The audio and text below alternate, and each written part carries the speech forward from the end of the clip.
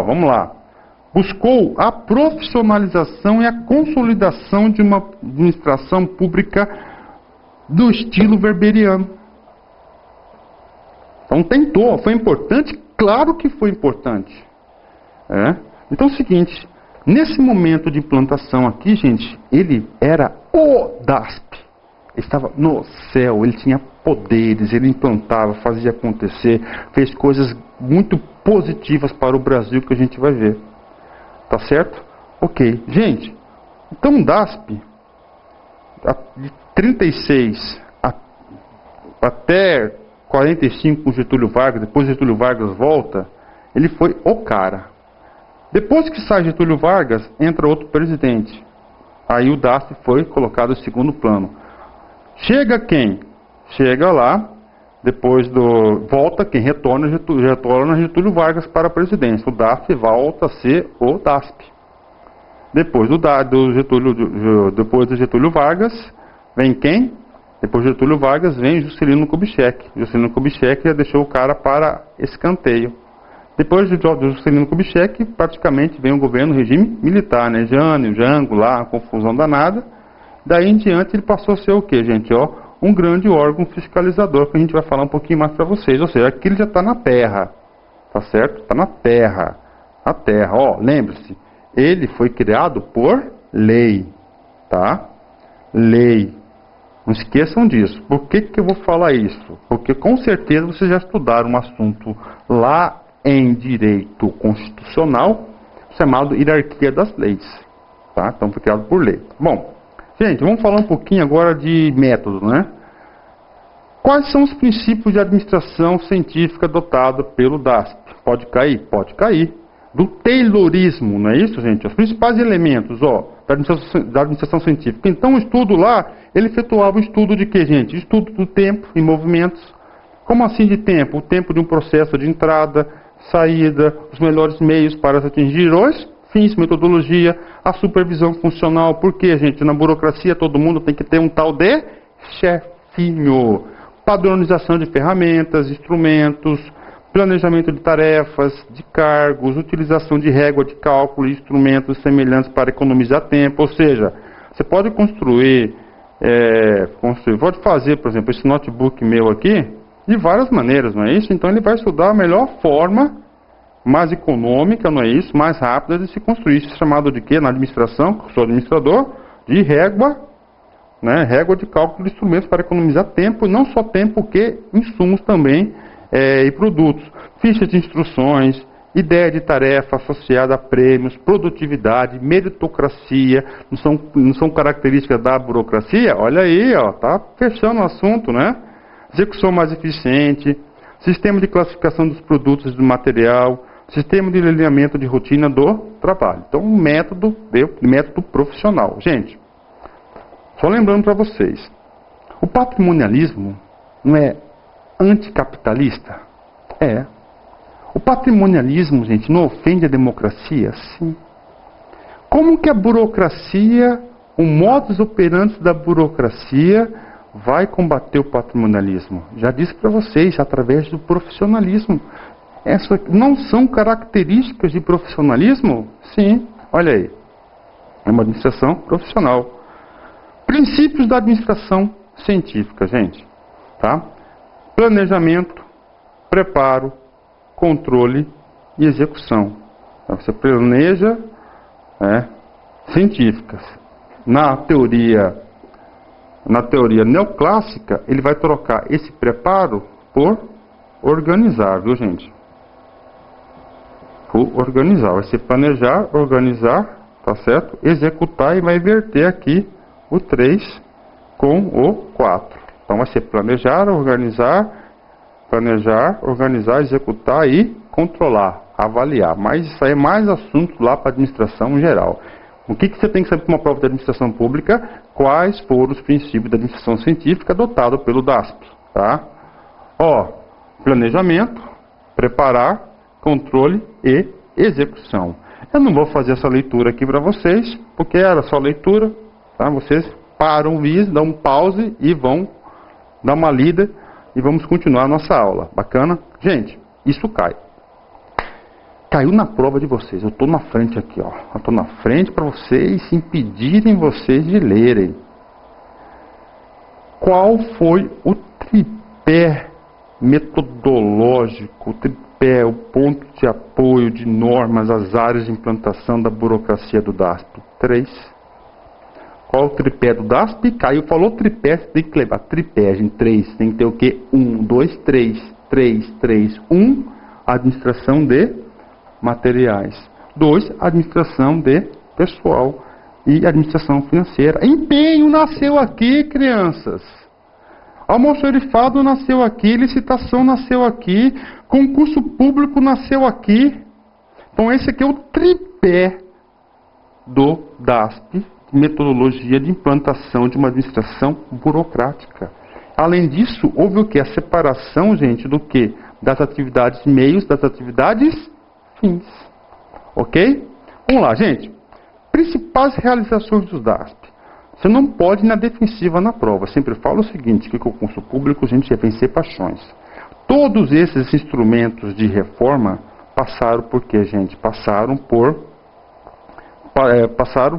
aperfeiçoamentos, derrotas, vitórias, que foram agregadas à nossa administração pública de hoje. Vamos lá. Primeiro, gente, ó, ingresso no serviço público por concurso. Isso existe ainda? Tem, graças ao DASP. Meu, papo reto contigo.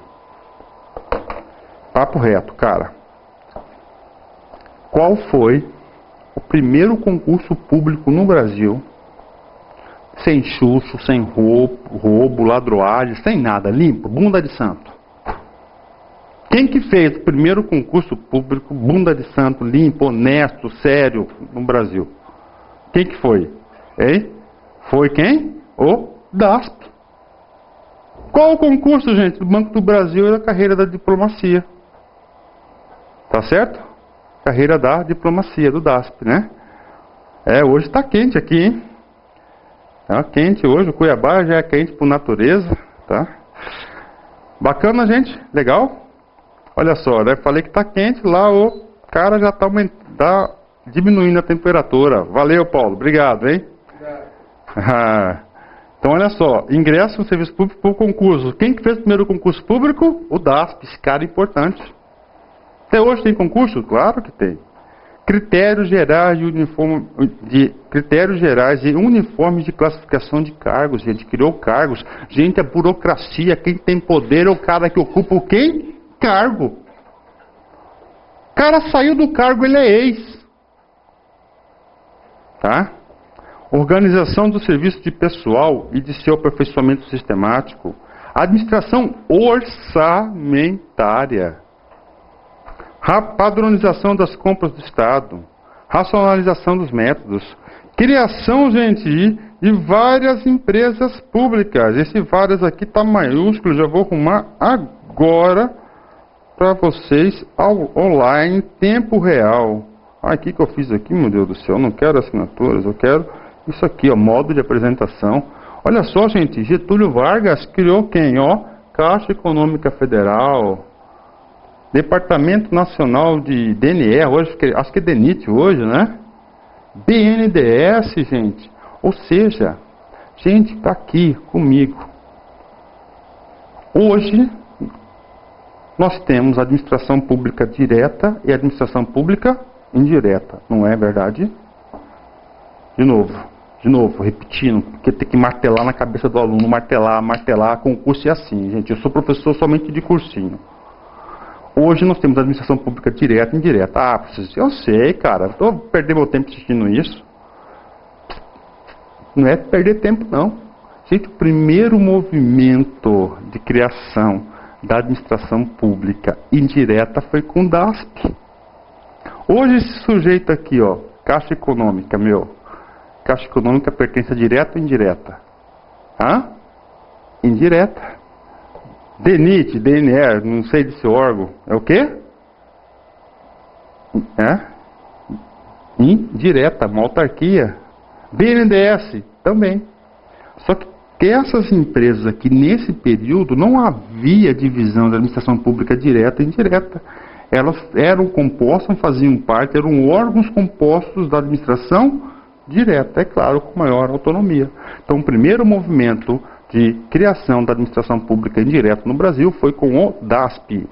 Já caiu na prova? Não caiu, mas isso já vai cair na prova. Gente, olha, eu já recusei fazer prova de concurso, sabia? Porque lá tem uma tal de cláusula de confiabilidade, cara, e eu falo, não posso abdicar, eu prefiro ficar do lado de cá. Mas um dia eu vou assinar essa cláusula de confiabilidade, gente. Eu vou adorar elaborar prova de concurso, tá?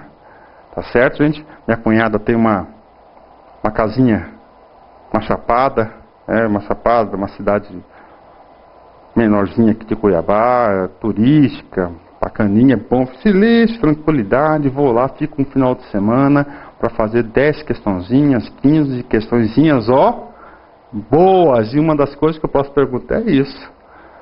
Então, o primeiro movimento de quê? De criação da administração pública indireta foi com o DASP. Pronto, morreu, isso que eu quero que você saiba. Pronto, vamos lá, vamos continuar.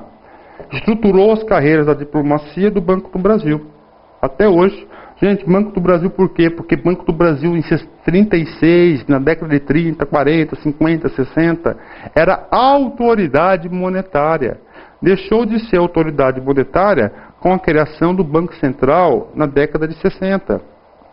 Ok? Vamos lá, continuando aqui. Agora, o DASP, né? Você tem que entender o seguinte, o DASP aqui está no céu. Ele foi importante, importantíssimo. Até hoje nós temos vários instrumentos jurídicos, gente, que foram editados naquela época. Até hoje, tá? Então qual que é o cenário, gente? Quem que assumiu o governo, gente? Foi quem? Foi Getúlio Vargas. Gente, Getúlio Vargas era um cara centralizador ou descentralizador? Centralizador. Burocracia, é centralizadora ou descentralizadora? Centralizadora. Então vai o quê? Vai ao encontro, vai junto, né? Vai ter uma coalizão, não de encontro, não rota de colisão, é coalizão. Então, o DASP, gente, vem contribuir com essa orientação política administrativa do Estado. Além disso, o fator nacionalismo econômico. Porque, gente, em 29 não quebrou lá o Estado liberal? Não é isso? Quebrou os Estados Unidos, gente? Até 29, gente, o Brasil era o quê? Era um país exatamente agropecuário, o quê? Exportador. Vendia praticamente para quem? Para a Europa. Para os Estados Unidos. Era o maior parceiro comercial. O que aconteceu? Pum, quebrou o cara. E agora não tem. Agora o Brasil passa a implementar o quê? O desenvolvimento industrial, gente. O Estado interventor. Desenvolvimentista. Aqui nasceu o desenvolvimentista. Desenvolvimentismo no Brasil. Tá? Ele queria, o que aconteceu? Qual que foi a política desse governo, gente? Implantar uma indústria de base, substituição das importações. Pronto, legal. Tá? Surgiu também um Estado novo, né? Constituição de 37 de Getúlio Vargas, governo autoritário. Tá? Gente, o DASP aqui, está no inferno, está na terra ou no céu? No céu. Aqui não é um DASP, aqui ele é o artigo definido, né? Vamos lá, uma frase do meu grande líder, Luiz Carlos Bresser Pereira, né? Admiro muito o seu trabalho, Sr. Bresser. Um dia vou ter o prazer de conhecê-lo pessoalmente. Já li quase, né? Eu acho que eu já li quase todos os seus textos. No começo ao fim, não partes, todos. A implantação da administração pública, eu falei, eu acho, hein, porque o Bresser produz, o poder de produção intelectual dele é muito grande. Opa, vamos lá, professor. A implantação da administração pública burocrática é uma consequência clara da emergência de um capitalismo moderno no Brasil. Cara, aula de burocracia. Por que a burocracia foi considerado o livro mais importante, a obra bibliográfica mais importante do século passado, um século gigantesco? Por dois motivos, gente. Porque ajudou a consolidar a democracia e ajudou a consolidar o quê? O regime econômico capitalismo. O DASP impulsionou o capitalismo. Ah, tudo a ver, né? Brescia Pereira, vamos lá, vamos continuar. O Estado brasileiro, no início do século XX, era um Estado oligárquico, patrimonial, no seio de uma economia agrícola, mercantil e uma sociedade de classes mal saía do escravismo. Gente, aqui não tinha classe A, B, C, D. Era praticamente quem? Era quem tinha dinheiro, né, rico, uma parte no meio aí que não era nem classe média nem pobre, né, nem classe E, D, e o outro lá que era pobre de vez. Tá? Oligarquia, gente, significa governo de poucos, né? Segundo Aristóteles, oligarquia, gente, é uma forma impura de governo, ou seja, é uma forma de que, gente, de poucos o quê? Corruptos, né? Formado por estamento burocrático, gente, estamento burocrático, que já caiu de concurso, expliquei para vocês na prova aí, gente, que teve lá na aula de patrimonialismo, salvo engano, caiu lá, estamento burocrático, o cara colocou falso, calma, gente. Tem vários tipos de burocracia. O que é o estamento, gente? Estamento é lá do feudalismo. O cara que nasce servo, morre servo. O cara que nasce vassalo, morre vassalo. O cara que nasce senhor feudal, morre o quê? Senhor feudal. E aqui? Ou seja, não há ascensão de classes sociais. Então ele fez o quê? Um estamento burocrático. Uma característica do quê? Do patrimonialismo. Anotem no seu caderninho. Patrimonialismo, gente. Professor, então posso dizer, vincular estamento burocrático com patrimonialismo? Pode não, deve. Professor, por que governo de poucos? Gente, nessa época aqui nós tínhamos o quê? A velha república, que começou lá em 1889, não é isso? Com Marechal Deodoro da Fonseca e veio terminar com Getúlio Vargas, com golpe. Não é isso? Por que café com leite, gente? Porque o poder é revezado, uma oligarquia paulista e outra oligarquia mineira. Café de São Paulo, queijo de Minas, café com leite. Meu pai é mineiro, né? Meu pai é mineiro, eu também adoro queijo, né? Eu gosto de comer. Né?